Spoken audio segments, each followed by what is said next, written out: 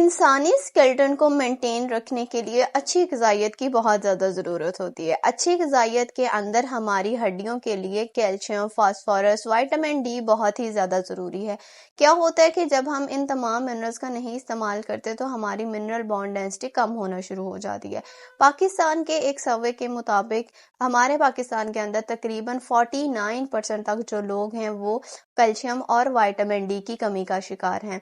इसी तरह national health and nutrition examination survey के मुताबिक 2006 और 2008 में जो कंडक्ट किया गया था उसके मुताबिक ही तकरीबन 50 से 52% लोगों के अंदर कैल्शियम और विटामिन डी की कमी है और ये ख़ास तौर पे बच्चों के अंदर ये कमी बहुत ज़्यादा आम है।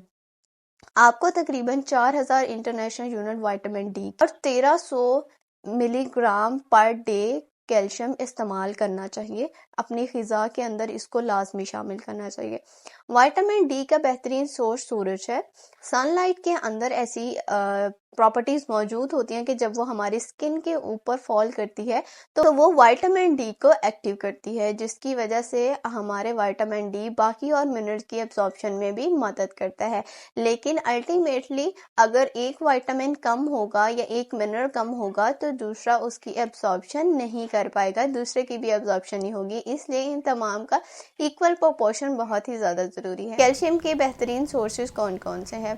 दूध, दही, tofu, paneer, green leafy vegetable, cabbage, ये वो तमाम चीज़ें हैं जिनके अंदर कैल्शियम मौजूद होता है। तो कोशिश करें कैल्शियम सप्लीमेंट के साथ साथ इन तमाम चीज़ों को भी अपनी ग़िज़ा के अंदर शामिल करें ताकि किसी को भी हड्डियों का मसला ना हो। Thank you.